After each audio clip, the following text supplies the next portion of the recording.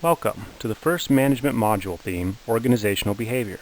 In this module, I will discuss the basic definition of organizational behavior, differentiate organizational development, discuss the unit of analysis, and review one of the foundational theories of the field, Frederick Taylor's scientific management. Organizational behavior is an interdisciplinary field of study that investigates the impact that individual, group, and structure has on behavior within organizations. The purpose of OB is to apply knowledge of organizations and behaviors towards improving an organization's effectiveness. The focus here is on understanding behavior. For example, let's take the issue of employee tardiness. Why are some employees tardy but others are not?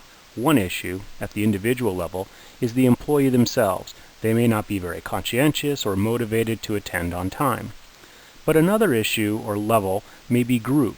For example, how schedules are communicated and enforced. A third issue or level may be organizational. For example, there may be a culture of tardiness, and in fact, coming in early or even on time is actually the exception rather than the norm.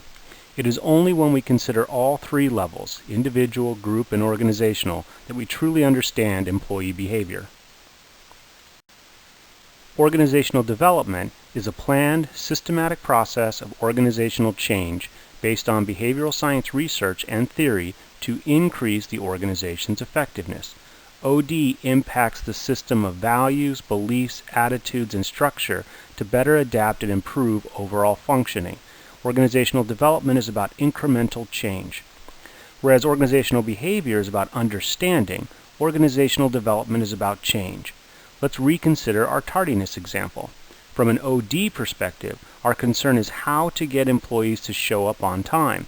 In this case, interventions may be individual, focusing on hiring more timely employees, group level, clearly communicating attendance policies, and/or organizational level, creating a culture where being early or on time is actually valued.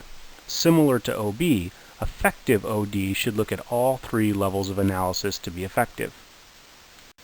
Specific categories of theories included in the three levels of analysis include personality, attitudes, motivation, and learning at the individual level, leadership, communication, power, and decision-making at the group level, and stress, change, culture, and ethics at the organizational level.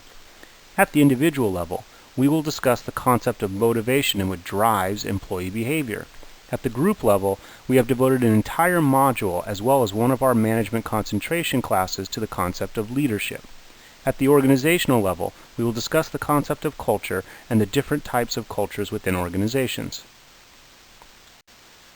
One of the foundational management theories of organizational behavior is the work of Frederick Taylor and scientific management. Scientific management is a mental attitude of cooperation towards work, employees, and management that is grounded in science. The focus is on increasing surplus rather than dividing surplus, and the approach is a substitution of scientific investigation for individual opinion. Scientific management advocates four basic principles: the use of science to determine what employees are supposed to do, rather than vague, intuitive, and often not transmitted guidelines that were unclear.